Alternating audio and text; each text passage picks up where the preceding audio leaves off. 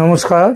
খবরের অন্তরালের খবর নিয়ে ক্যালকাটা ডায়ালগস থেকে মনোজ দাস বলছি।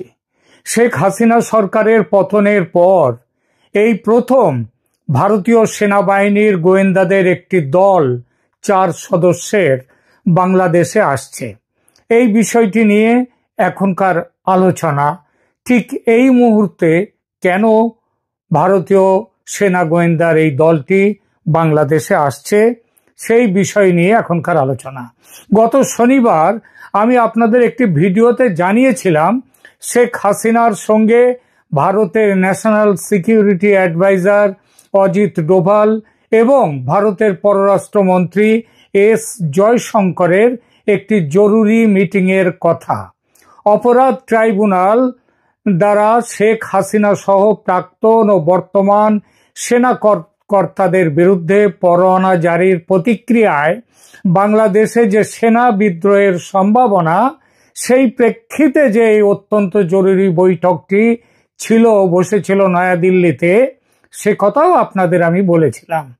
আমার প্রতিবেদনে এই ইঙ্গিতও দিয়েছিলাম যে যেভাবে দ্রুত আবর্তিত হচ্ছে বাংলাদেশের পরিস্থিতি, তাতে ভারত আর বেশি দিন চুপ করে থাকবে না। তার হস্তক্ষেপের সম্ভাবনা প্রবল হয়ে উঠছে এবং খুব শিগগির এ ব্যাপারে কিছু দেখতে পাবো আমরা। সেদিন বলেছিলাম যে শেখ হাসিনা ভারত সরকারের কাছে এই মুহূর্তে কি চাইছে এবং ভারত কতটা কি দিতে পারবে, সেই বিষয় নিয়েই ছিল সেদিনের সেই বৈঠক। আমার সেই কথার একদিন পরেই এলো খবর, ভারতের বাংলাদেশ বিষয়ক খবর, বিশেষ করে বাংলাদেশের হাঁড়ির খবর ভারতের যে সংবাদ মাধ্যমটি সবচেয়ে বেশি রাখে বলে শুধু আমি নই, অনেকেই বিশ্বাস করে, সেই নর্থ ইস্ট নিউজ দুটি বিশেষ খবর দিয়েছে। এই নিউজ পোর্টালের পুরনো প্রাজ্ঞ সাংবাদিক চন্দন নন্দী দিয়েছেন খবর দুটি খবরই একে অপরের সঙ্গে সম্পৃক্ত। একটি খবর হলো সেনাপ্রধান ওয়াকার উজ্জামান আগামী 14 অক্টোবর থেকে শুরু হতে যাওয়া তার 5 দিনের সৌদি আরব সফর বাতিল করেছেন। বাতিলের কারণ 25 জন উচ্চপদস্থ সেনাকর্তার গুম খুনের সঙ্গে জড়িত থাকার অভিযোগে আন্তর্জাতিক অপরাধ ট্রাইব্যুনাল কর্তৃক জারি করা আদেশ। এই আদেশ বাংলাদেশ সেনার মধ্যে ব্যাপক বিক্ষোভ ও অসন্তোষের সৃষ্টি করেছে। এই অসন্তোষের আগুন যে কোনো মুহূর্তে বিস্ফোরিত হয়ে ছড়িয়ে পড়তে পারে ক্যান্টনমেন্টের ভেতরে তো বটেই, তার বাইরেও। তাই পরিস্থিতি বিবেচনায় সেনাপ্রধান তার সৌদি সফর বাতিল করেছেন। এটা একটা খবর। যেমন আর একটা খবর হলো শেখ হাসিনা সরকারের পতনের পর বাংলাদেশে গত 15 মাসে এই প্রথম ভারতের উচ্চপদস্থ একটি সামরিক প্রতিনিধি দল জরুরি সফরে আসছেন। জরুরি সফর এজন্যেই যে এরকম কোনো সফর পূর্ব নির্ধারিত ছিল না। সেনা officer major general Kundan Kumar Singh এর নেতৃত্বে 4 সদস্যের ভারতীয় সেনা গোয়েন্দা দলটি অক্টোবর 14 তারিখে বাংলাদেশে আসছেন এবং 14, 15, 16 এই 3 দিন তারা বাংলাদেশ সফরে থাকছেন। আগেই বলেছি এটি শেখ হাসিনার পতনের পর প্রথম ভারতীয় সামরিক বাহিনীর উচ্চ পর্যায়ের প্রতিনিধি দলের বাংলাদেশ সফর। এই সফর বাংলাদেশের বর্তমান রাজনৈতিক ও সামরিক সংকটের মাঝে এটা সফরটি হচ্ছে এবং এর বিশেষ তাৎপর্য এই পরিস্থিতিতে হওয়ায় যে বিশেষ তাৎপর্য বহন করে সেটা বলা বাহুল্য। এই সফর যে বাংলাদেশের বর্তমান শাসকদের শঙ্কার কারণ না বললেও দুশ্চিন্তার কারণ যে হয়ে উঠেছে এবং উঠবে আরো, ইতিমধ্যে তার যথেষ্ট আঁচ পাওয়া যাচ্ছে। সরকারের বা সরকার সমর্থক দলগুলোর কাছের যে সংবাদ মাধ্যম বলে পরিচিত বেশ কিছু নিউজ পোর্টাল ও social media channel North East নিউজের সত্যতা নিয়ে সন্দেহ প্রকাশ করছে। তারা জানতে চাইছে চন্দন নন্দীর এই খবরের সূত্র কি? সূত্র উন্মোচন করে সংবাদ দিতে গেলে ইনভেস্টিগেটিভ জার্নালিজম যে চলে না, এই সহজ সত্যটি এসব প্রশ্নকর্তারা ভুলে যান। তাদের বরঞ্চ চেষ্টা করা উচিত ছিল এই খবর সত্যি কিনা সেটা নিজেদের দিক থেকেও যাচাই করা, এবং যদি এই খবর সত্যি হয় তাহলে কেন এটা হতে যাচ্ছে সেই বিষয়টি খুঁজে বার করা তাদের উচিত ছিল। তা তারা করেননি। আমি সেই কাজটি করব। এখানে বলা বাহুল্য, আমার সংবাদের ভিত্তি হচ্ছে নর্থ ইস্ট নিউজ এবং আমার নিজস্ব সূত্র থেকে পাওয়া বিভিন্ন খবর। আমিও সেই সূত্রের নাম বলবো না, কারণ সেই নাম বললে আর খবর পাবো না। দেখতে চেষ্টা করব গত 15 মাসের হিমশীতল সম্পর্কের মধ্যে দুদেশের মধ্যে যে সম্পর্কটা বর্তমানে চলছে তার মধ্যে হঠাৎ করে এই সফরের কারণ কি।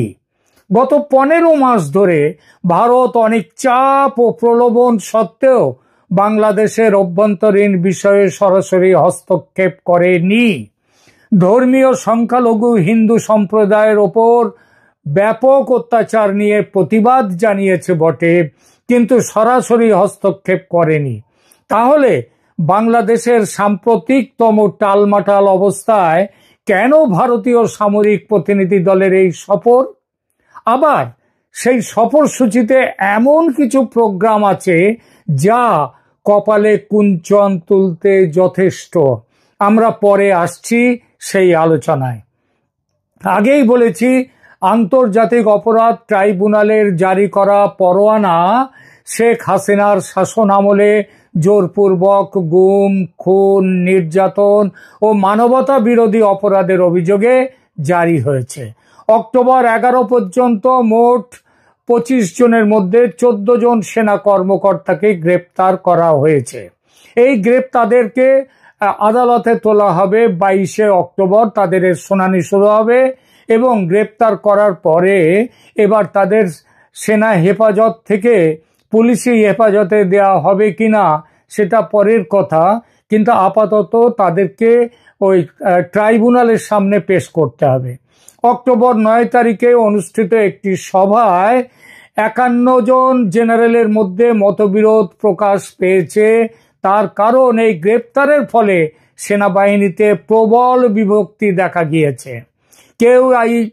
যারা 51 জন জেনারেলের মধ্যে কেউ আইসিটির রায়ের পক্ষে, কেউ আবার বিপক্ষে মত দিয়েছেন। তবে সাধারণভাবে দেশের ভিতর ও বাইরের বিশ্লেষকদের মত হলো বাংলাদেশ সেনাবাহিনী বিরাট এক বিভাজনের মুখে এসে দাঁড়িয়েছে এবং যে কোনো মুহূর্তে পরিস্থিতির বিস্ফোরণ হতে পারে। এই পরিস্থিতিতে সেনা প্রধানের সৌদি সফর বাতিল করাটা খুবই যৌক্তিক ও স্বাভাবিক, এ বিষয়ে সন্দেহ নেই। কিন্তু কথাটা হলো, এমন উত্তেজনাকর পরিস্থিতির মধ্যে ভারতীয় সেনা গোয়েন্দাদের সফর, ওটা যেমন স্বাভাবিক, সৌদি সফর বাতিল, তেমনি এটাও হচ্ছে অস্বাভাবিক। বুঝতে অসুবিধা হওয়ার কথা নয় যে এর পেছনেও কিন্তু কারণ আছে। কারণ ছাড়া কোনো কাজ হয় না। ভারতীয় সেনার গোয়েন্দা বিভাগের এই দলটির যে কর্মসূচি রয়েছে জানা যাচ্ছে, সেগুলো হলো ঢাকায় সশস্ত্র বাহিনী বিভাগ, বিমান বাহিনী, directorate general of forces intelligence মানে DGFI, আর্মি এভিয়েশন গ্রুপ এবং 10ম পদাতিক ডিভিশনের সাথে বৈঠক। এই ব্যাপারে এদের সাথে বৈঠক তারা করবে। বৈঠকের কি আলোচনা, সেগুলো আপনারা কাদের সাথে বৈঠক হচ্ছে এটা জানলে অনেকটা আঁচ করতে পারবেন। আপাতত আমি বলছি সেটুকু হলো, এই সেনাবাহিনী এবং যে হেডকোয়ার্টার সেনার তার সম্পর্কেই, অর্থাৎ ওয়াকারুজ্জামান সম্পর্কেও এর মধ্যে অনেক কিছু ব্যাপার রয়েছে। বিশেষভাবে উল্লেখযোগ্য আছে যে বিষয়টি, সেটি হচ্ছে এই দলটি শুধু ঢাকাতেই থাকবে না, এই দলটি কক্সবাজারেও যাবে। কক্সবাজার সফরটি বিশেষ গুরুত্বপূর্ণ এজন্যেই যে পাকিস্তানি সামরিক তৎপরতা এখানে ভীষণভাবে বৃদ্ধি পেয়েছে।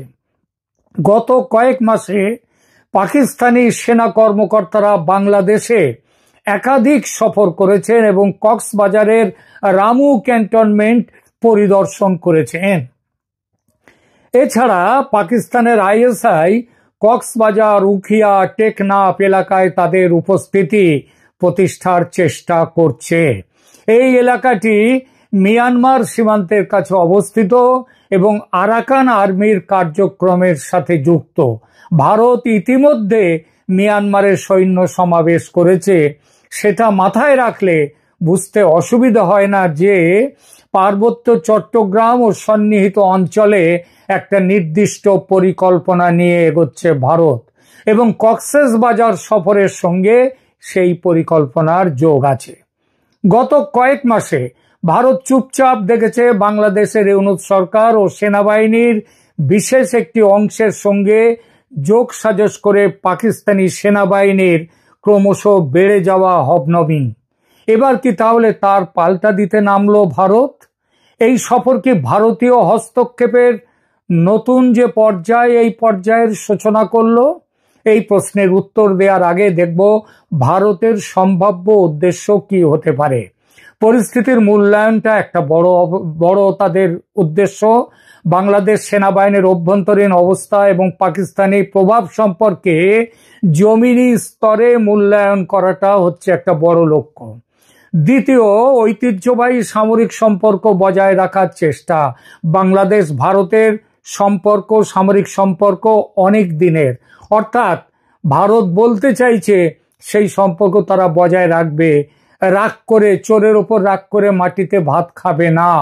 অর্থাৎ তোমরা সম্পর্ক কাটতে চাইলেও আমরা কাটতে দেব না। প্রতিপক্ষীয় কার্যক্রম মোকাবেলা করার একটা উদ্দেশ্য আছে। পাকিস্তান ও চীনের ক্রমবর্ধমান প্রভাব মোকাবিলা করাও এর একটা উদ্দেশ্য ভারতের। এবং সবশেষ যে বার্তাটি ভারত গত 15 মাস দেয়নি, সেই বার্তাটি দেয়া, সেটা হলো 71-এ তোমাদের স্বাধীন করতে অনেক রক্ত দিয়েছে ভারতের সেনা, ভারতের জনগণ অনেক ত্যাগ স্বীকার করেছে। সেই ত্যাগ, সেই রক্ত এত সহজে ভুলে গিয়ে শত্রু পাকিস্তানের কলোনি করতে চাইছো তোমরা তোমাদের দেশে, কিন্তু সেটা আমার দেশের শান্তি ও সার্বভৌমত্ব ভঙ্গ করবে, আর সেটা আমরা হতে দেব না। অর্থাৎ গত 15 মাস ভারতের ভূমিকা ছিল অনেকটা প্যাসিভ স্পেকটেটর, মানে প্যাসিভ দর্শক, খুব একটা পরোক্ষ দর্শকের ভূমিকা। সেটা পাল্টে এবার অ্যাক্টিভ অ্যাক্টর হতে চলেছে ভারত। সেনা গোয়েন্দা দলের এই সফরকে তাই কেউ যদি বলেন ভারতের অ্যাক্টিভ অ্যাক্টর হওয়ার সূচনা, তাহলে আমি সেটা মেনে নেব। তর্কের খাতিরে কেউ বলতেই পারেন শেখ হাসিনা আমলে নিয়মিত সামরিক বিনিময় ছিল, এটাও তেমনি একটা। গবেষণায় দেখা যায় যে শেখ হাসিনার শাসন আমলে ভারত ও বাংলাদেশ সামরিক বিনিময় ছিল অত্যন্ত নিয়মিত ও ঘন ঘন। 2023 সালের আগস্টে 5ম বার্ষিক প্রতিরক্ষা সংলাপ অনুষ্ঠিত হয় ঢাকায়, যেখানে ভারতের প্রতিরক্ষা সচিব গিরিধর আরামানে এবং বাংলাদেশের তৎকালীন সশস্ত্র বাহিনী বিভাগের প্রধান staff officer lieutenant general Wakeruzzaman অংশগ্রহণ করেছিলেন। 2024 সালের জুলাই পর্যন্ত এই বিনিময় অব্যাহত ছিল। ভারতীয় নৌবাহিনী প্রধান দীনেশ কুমার ত্রিপাঠী জুলাই 1 থেকে 4 গত বছর 2024-এ বাংলাদেশ সফর করেছিলেন। এরপর আগস্ট 5 তারিখে গত বছর শেখ হাসিনার পতনের মাধ্যমে এই নিয়মিত সামরিক বিনিময় বন্ধ হয়ে যায়। শেখ হাসিনার পতনের পর ভারত বাংলাদেশ সামরিক সম্পর্কে এক ধরনের কূটনৈতিক অচল অবস্থায় হিমায়ন, শীতলতা তৈরি হয়েছিল। নভেম্বর 5, 2024 সালে ভারতীয় সেনাপ্রধান উপেন্দ্র দ্বিবেদী এবং বাংলাদেশের সেনাপ্রধান জেনারেল ওয়াকারুজ্জামানের মধ্যে একটি ভার্চুয়াল বৈঠক অনুষ্ঠিত হয়। ভার্চুয়াল বৈঠকটি ছিল ভিডিও বৈঠক। এটাই ছিল আগস্ট 5-এর পর প্রথম সেনাপ্রধান পর্যায়ের যোগাযোগ এবং 15 মাসে এই প্রথম কোনো ভারতীয় সেনাদল বাংলাদেশ সফরে যাচ্ছেন, তাও যখন বাংলা সেনা বারুদের স্তূপ হয়ে আছে। ঠিক তখন অদ্ভুত লাগছে না? এবার একটা ভাইটাল প্রশ্নে আসি। কার ইচ্ছায় ও উদ্যোগে ভারতীয় সেনা গোয়েন্দাদের এই সফর? বর্তমান সফরের উদ্যোক্তা কে? একাধিক সূত্রে প্রমাণিত হয়েছে যে এই সফরের উদ্যোগ নিয়েছেন বাংলাদেশের সেনাপ্রধান জেনারেল ওয়াকারুজ্জামান। ভারতের সেনাপ্রধানের সঙ্গে ফোনে যোগাযোগ করে তিনি অপরাধ ট্রাইব্যুনালের ওই পরোয়ানা জারির কারণে উত্থিত পরিস্থিতি সম্পর্কে ভারতের সেনাপ্রধানকে জানালে সেনাপ্রধান জেনারেল দ্বিবেদী প্রতিনিধি দল পাঠাবার সিদ্ধান্ত নেন। এই দলটি সরেজমিনে পর্যবেক্ষণ করবে পরিস্থিতি, তারপর প্রয়োজন পড়লে উপযুক্ত ব্যবস্থা নেওয়ার কথা ভাবা হবে।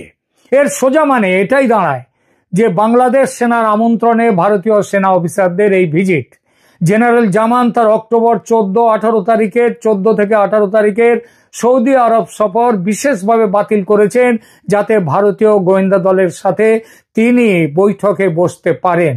তিনি নিজের নিরাপত্তা সংকট মোকাবিলা করতেই নিজের নিরাপত্তা সংকট যেটা রয়েছে সেটা মোকাবিলা করতে ভারতীয় সেনার এই সফর চেয়েছেন।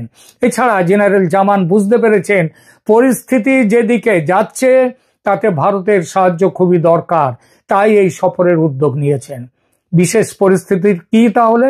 সামরিক আদালতের পরোয়ানা ও সেনাবাহিনীর অভ্যন্তরীণ সংকটের প্রেক্ষাপটে এই সফর। সংকট চালিত কূটনীতি এই সফর হলো ক্রাইসিস ড্রাইভেন ডিপ্লোমেসি, অর্থাৎ সংকট মোকাবিলার জন্য নেয়া কূটনৈতিক পদক্ষেপ।